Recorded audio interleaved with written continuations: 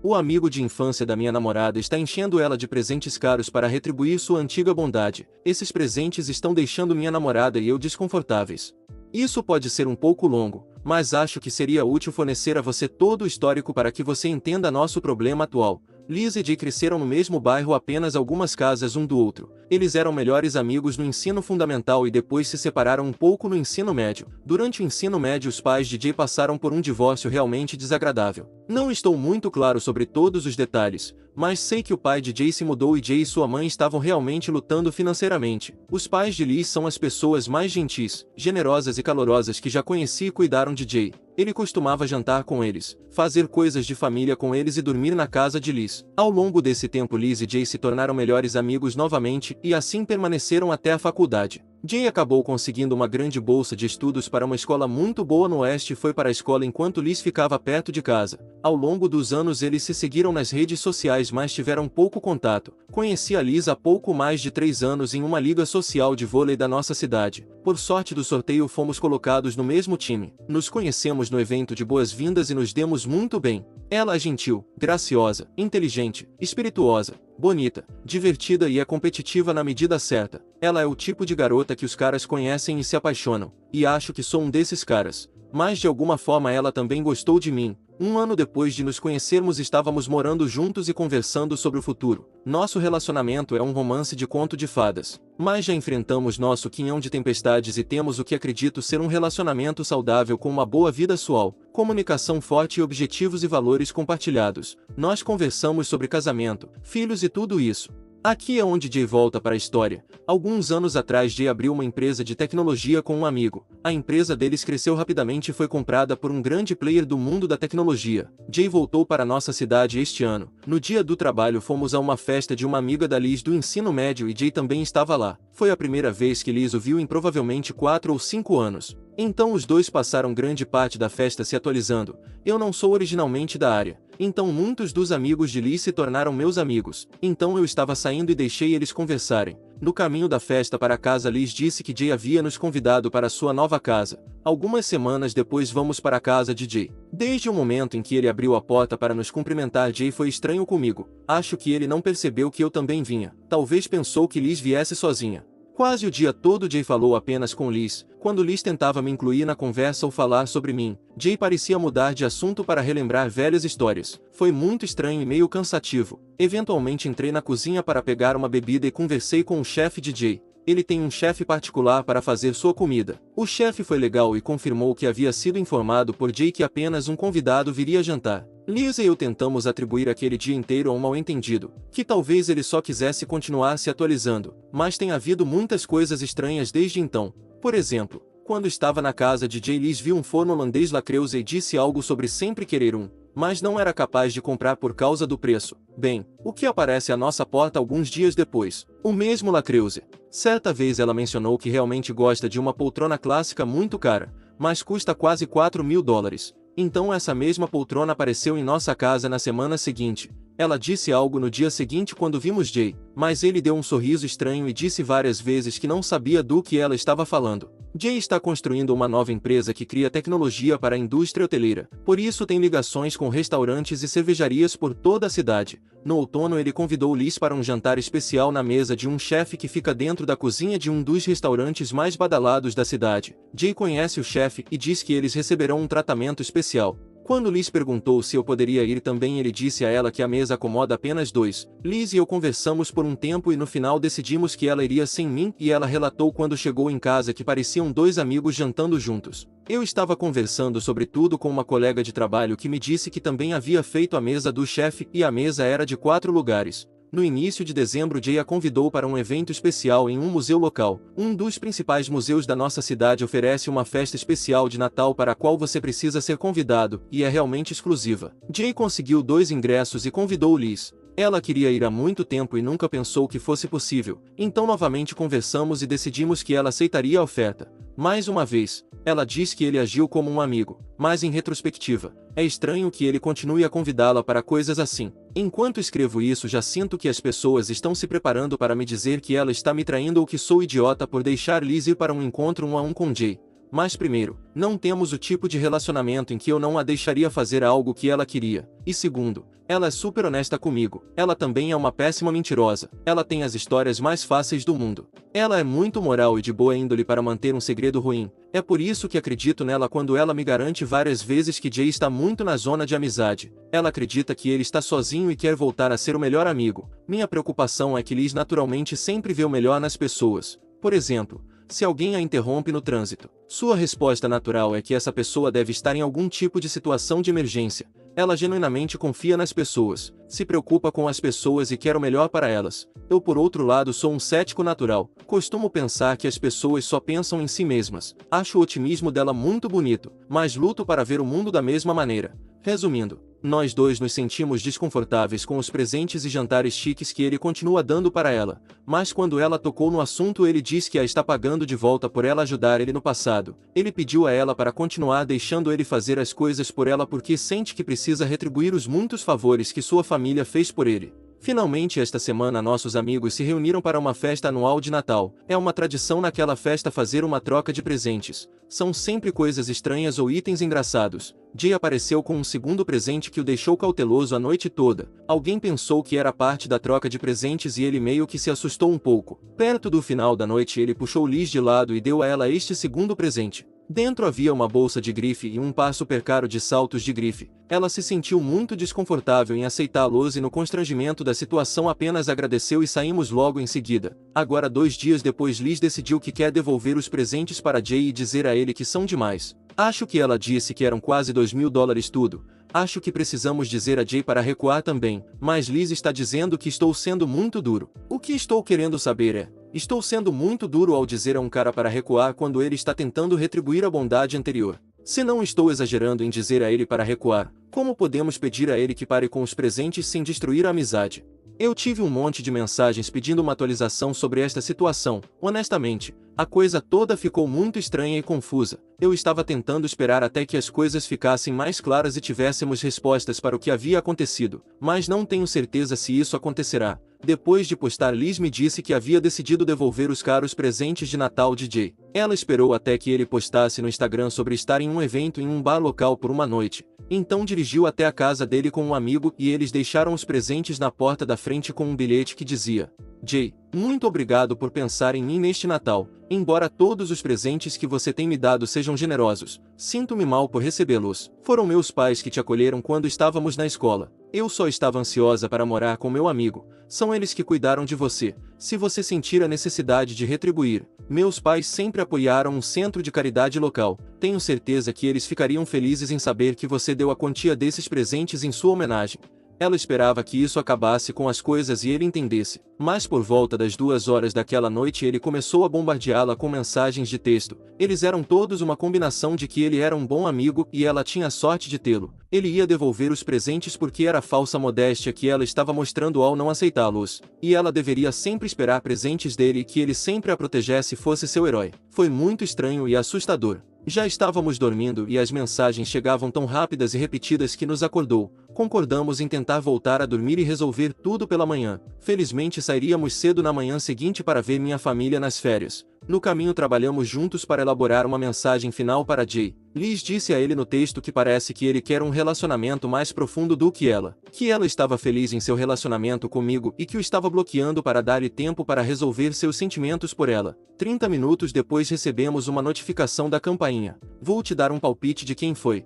Ele voltou algumas horas depois para trazer os presentes de volta, então voltou novamente na manhã seguinte novamente naquela noite. Amigos começaram a dizer que Jay havia perguntado onde Liz estava e dizendo que temia por sua segurança. Felizmente não contamos a muitas pessoas sobre nossa viagem, e aqueles que sabiam também sabiam sobre Liz bloqueando Jay e todos o bloquearam. Ainda dizer que foi uma situação estressante é um grande eufemismo. Enquanto estávamos em minha cidade natal visitamos minha prima cujo marido é advogado. Perguntamos sobre ordens de proteção. Ele nos disse que infelizmente para o nosso estado deve haver ameaças de danos ou provas de que ele estava perseguindo Liz. Ele nos disse que as ações de Jay até aquele ponto não foram extremas o suficiente. Mas ele nos incentivou a salvar nosso feed de vídeo da campainha e a manter um registro de cada interação caso as coisas piorassem. Meus pais nos deixaram ficar em minha cidade natal mais alguns dias antes de ir para casa, mas eventualmente tivemos que voltar para um evento de trabalho que Liz tinha que ir. Ficamos muito nervosos nos primeiros dias em casa e instalei 2 câmeras extras fora de casa com um alcance de visão mais amplo do que a campainha poderia oferecer. Felizmente não ouvimos nada de Jay. Depois de não ouvir nada dele ou sobre ele por cerca de 2 semanas, não sabíamos se tínhamos tido sorte ou se algo mais estava acontecendo. Embora nossos amigos mais próximos soubessem o que estava acontecendo e tivessem bloqueado Jay quando Liz o fez, tínhamos alguns amigos de amigos que Liz sabia que ainda eram próximos dele. Um amigo próximo entrou em contato com um dos amigos de Jay. Esse cara disse que ninguém tinha ouvido ou visto Jay em cerca de 3 semanas. Ele havia perdido 2 festas em que disse que estaria e não postava nas redes sociais por um tempo. Eu deveria ter deixado tudo para lá, mas minha curiosidade levou a melhor sobre mim. Entrei em contato com um amigo em meados de fevereiro que trabalha na indústria de restaurantes. Eu sabia que eles estavam conversando com a nova empresa de Jay sobre se tornar um cliente. Esse amigo me disse que não tinha notícias de Jay há mais de um mês, mas que havia um boato de que o parceiro de negócios de Jay, e acho que todo o novo negócio estava ligado a algumas coisas incompletas e muitos dos restaurantes que ele conhecia tinham ficado com um pé atrás sobre tudo. Ninguém ouvia falar de Jay há algum tempo e esse amigo não o via em um evento recente do setor. Isso fez com que um de nossos amigos e eu entrássemos no modo de detetive. Quando Jay voltou para a área, muitos de nós fomos convidados para uma festa em sua casa, que era uma enorme mansão em uma área super rica. Liz e eu estávamos tendo dificuldade para lembrar, mas sentimos que ele estava dizendo às pessoas que tinha acabado de comprá-la. Na semana passada, o amigo com quem tenho feito coisas de detetive encontrou aquela casa em um site cheio de casas de luxo para aluguel de longo prazo. Verificamos no Zillow e a casa foi vendida pela última vez há quase uma década. Então não achamos que ele a comprou e sim alugou. Procuramos uma reportagem sobre quando sua empresa foi vendida e não vemos seu nome em nenhum lugar do artigo. Dito isto, a única pessoa nomeada foi o CFO, então é isso. Não temos respostas para o que aconteceu com Jay. Não conseguimos descobrir se ele era apenas um cara esboçado cuja nova empresa havia fechado ou se ele era algum tipo de golpista. Parte de mim acha que ele recebeu um bom pagamento e provavelmente está morando na Costa Rica ou algo assim, mas eu não ficaria surpreso se ele contasse histórias o tempo todo. Talvez ele possuísse apenas algumas ações da empresa, então tinha um pouco de dinheiro, mas confundiu sua função e sua conta bancária. Acho que nunca teremos respostas. Pelo lado positivo, parece que ele está fora de nossas vidas, e embora continuemos de olho, esperamos nunca mais vê-lo. Próximo relato. Minha esposa e sua melhor amiga me acusaram de trair, depois ficaram com raiva quando descobriram que não existia nada. Eu e minha esposa tivemos uma bebê em dezembro passado. Foi um parto traumático e minha esposa desenvolveu depressão pós-parto. Embora ela originalmente fosse voltar ao trabalho após o parto, ela tem lutado tanto que decidimos esperar até que nossa filha tivesse 1 ano de idade e reavaliar. Ela tem feito terapia semanalmente. Com minha esposa em casa em período integral, tive que trabalhar mais horas. Isso é algo que discutimos antes de tomar essa decisão e ela sabia disso desde o início. Algumas semanas atrás, meu chefe me abordou sobre um projeto que exigiria muitas horas extras em um curto período de tempo. Seria ótimo financeiramente para minha carreira. Conversei com minha esposa sobre isso e ela concordou que eu deveria dizer sim ao meu chefe, durante as 4 semanas em que estaria trabalhando nisso. Minha sogra e sua melhor amiga Jessie viriam ajudar com algumas das tarefas que normalmente faço. Jessie é uma dona de casa com uma criança de 4 anos e outra de 2 anos. Ela começou a vir durante o dia e cuidava das crianças com minha esposa. Após 3 semanas de projeto, ficou claro que precisaríamos de mais algumas semanas para montá-lo. Fui para casa naquela noite e conversei com minha esposa sobre isso. Ela disse que estava bem com isso, mas ficou muito fria nos dias seguintes. Não foi um comportamento incomum nos últimos meses, então não pensei muito sobre isso e tentei não levar para o lado pessoal. Durante a última semana do projeto, cheguei em casa uma noite e vi que Jessie ainda estava em casa. Não pensei muito sobre isso. Disse oi para ela e minha esposa e depois fui ver nossa filha. Antes que eu pudesse chegar ao quarto dela, ouvi Jessie dizer algo como: "Ele nem para cumprimentá-la. Definitivamente é um sinal." Eu me virei e perguntei o que era um sinal. Imediatamente minha esposa começou a chorar e Jessie começou a me acusar de ter um caso. Ela me disse que devo odiar minha esposa por causa de uma doença que ela tem e não me sinto atraído por ela porque ela ganhou peso com a gravidez. Nenhuma dessas coisas é verdade. Estou tentando o meu melhor para ajudar minha esposa com sua doença enquanto sustento nossa família. E eu acho que ela está ótima como está agora. Ela só não queria fazer após o nascimento da nossa filha e eu não a forcei. Jessie então exigiu ver meu telefone e eu disse a ela que não. Ela me disse que isso é um sinal de que sou culpado. Eu disse à minha esposa que a deixaria ver meu telefone se ela quisesse. Ela sentiu e algo dentro de mim quebrou. Acho que foi o pensamento de que ela realmente acreditava que eu estava tendo um caso que realmente mexeu comigo, e que ela não confiava em mim depois de tudo que passamos. Bem, Ela olhou pelo telefone e não havia provas. Jesse começou a dizer que apaguei as provas. Ela começou a gritar e acordou nossa filha. Então eu disse a ela para sair de casa. Por fim ela saiu e eu fui acalmar nossa filha pois minha esposa ainda estava chorando no sofá. Quando minha filha estava dormindo novamente, sentei-me ao lado de minha esposa e tentei conversar com ela sobre o que estava acontecendo. Ela me disse que está preocupada desde que comecei a fazer horas extras. Eu disse a ela que havíamos conversado sobre como era uma boa oportunidade e ela concordou em me deixar assumir este projeto. Ela disse que era muito suspeito aumentar a duração do projeto. Eu disse a ela que às vezes isso acontece. Ela queria mais evidências, então mostrei mensagens e e-mails com carimbos de data e hora do trabalho e olerites. Ela disse que acreditava em mim e sentia muito por duvidar de mim. Era só que Jesse estava dizendo a ela que todos esses eram sinais de que eu estava traindo. Perguntei a ela por que ela acreditava mais em Jesse do que em mim e por que não me procurava com suas preocupações, mas ela não tinha uma resposta real. Já se passaram algumas semanas e o projeto acabou. Na verdade, reduzi e estou tentando trabalhar um pouco menos do que antes do projeto para poder passar mais tempo com minha esposa e filha, mas me sinto tão esgotado tentando fazer tudo e ficando ressentido porque no fundo da minha mente sei que minha esposa não confia em mim. Eu me pergunto o que acontecerá na próxima vez que eu tiver um projeto ou se eu tiver uma viagem de negócios. Vou voltar e sempre receber acusações de que estou traindo ela? Eu tentei tocar no assunto algumas vezes, mas minha esposa me diz que não é a hora e que ela está cansada ou triste. Tento estar atento aos sentimentos dela, mas me pergunto se isso significa que nunca poderei ter os meus. Não tenho certeza do que fazer aqui. Algum conselho sobre como posso seguir em frente?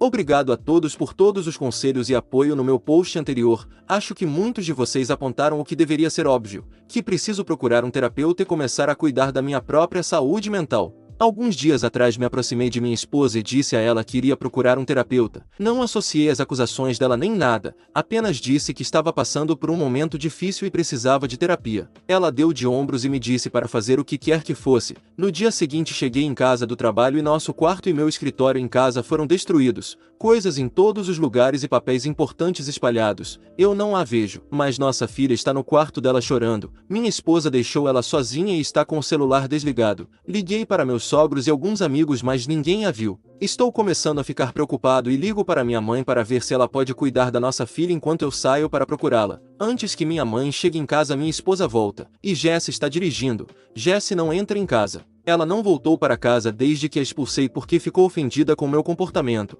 mas minha esposa entrou. Ela está claramente chateada e chorando. Eu pergunto o que aconteceu. A princípio pensei que a casa poderia ter sido roubada. Ela começa a gritar comigo que estou sendo infiel e que a terapia é uma fachada para que eu possa visitar minha amante. Eu tento acalmá-la e dizer que isso não é verdade, mas ela veio até mim e me bateu. Ela acabou quebrando meu nariz. Ela meio que percebeu o que fez e se sentou no sofá e entrou em coma, apenas olhando para a parede. Entrei no quarto da minha filha e tranquei a porta. Liguei para minha mãe para contar o que aconteceu e para minha sogra para pedir que ela viesse cuidar de minha esposa. Arrumei uma mala para minha filha e quando minha mãe chegou lá fomos embora. Minha esposa nem ergueu os olhos quando saímos. Deixamos minha filha com meu pai e depois fomos para o atendimento de emergência do meu nariz. Minha filha e eu vamos ficar com meus pais por um tempo e minha esposa vai ficar com os dela. Estou tentando obter uma ordem de restrição contra a Jessie, e minha esposa e eu estamos nos separando. Eu a amo, mas não vou viver com alguém que me machuca e que pode machucar nossa filha. Ainda não vou me divorciar com a esperança de que minha esposa receba o tratamento de que precisa e que possamos resolver as coisas. Meus sogros me disseram que estão procurando internação em um hospital local, mas também tenho tudo bem documentado para o caso de uma eventual batalha pela custódia. Meu coração está partido porque sei que esta não é minha esposa. Esta é uma doença em sua mente. Mas preciso manter a mim e a nossa filha seguros e dar a ela espaço para se recuperar. Espero que esta seja a decisão certa. Obrigado novamente a todos. Continuação. Minha esposa faleceu na manhã de segunda-feira. Convencida por sua amiga Jessie de que eu estava tendo um caso que não tinha, ela teve um colapso mental, o que resultou em eu pegar nossa filha pequena e ficar com meus pais por um tempo. Ela estava com os pais que planejavam levá-la ao hospital para internação na segunda-feira. No domingo à noite ela veio à casa dos meus pais e exigiu que eu lhe desse nossa filha. Como ela a havia deixado sozinha por várias horas na última vez em que foi responsável por ela e ficou fisicamente comigo, recusei. Ofereci-me para deixá-la entrar e passar um tempo com ela enquanto meus pais e eu estivéssemos presentes. Mas ela não quis entrar e quis levar nossa filha com ela. Ela ficou chateada, mas acabou indo embora. Algumas horas depois ela bateu o carro de seus pais em uma árvore e perdeu a vida.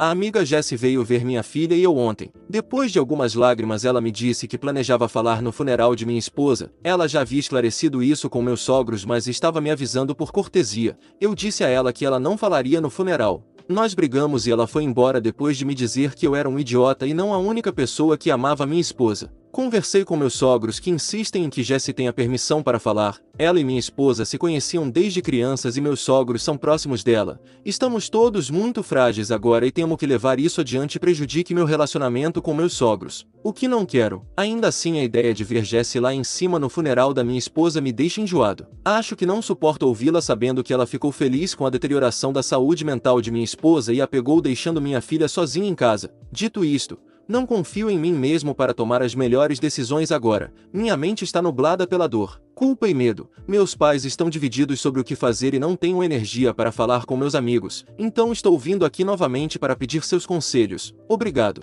Próximo relato. Meu namorado não quer casar comigo porque sou imigrante.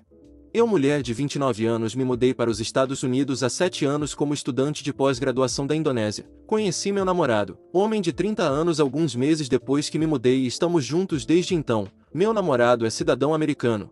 Depois que me formei, tivemos uma discussão séria sobre para onde nosso relacionamento estava indo. Deixei bem claro que queria eventualmente me casar e ter filhos. Meu namorado ecoou os sentimentos. Lembro-me de perguntar a ele se ele via isso acontecendo comigo porque eu não queria um relacionamento sem futuro. Ele me disse que me amava e que definitivamente estávamos indo nessa direção. Desde a semana passada estamos namorando há 7 anos. Ocasionalmente conversamos sobre casamento, mas ambos estávamos ocupados com nossas respectivas carreiras. Então o momento não parecia muito certo. No entanto, recentemente minha empresa anunciou que há uma chance de que o trabalho do meu departamento seja terceirizado. Estou com um visto H-1B de trabalhador temporário, então isso significa que preciso começar a procurar um emprego o mais rápido possível se quiser continuar nos Estados Unidos. Na semana passada, durante nosso aniversário, eu trouxe isso à tona. Perguntei se ele achava que era o momento certo para pensar em se casar, pois isso também ajudaria a resolver meus problemas com o visto. Parecia que ele estava prestes a vomitar. Depois de muita insistência, ele confessou que não planejava que nos casássemos antes que eu conseguisse um green card nos Estados Unidos.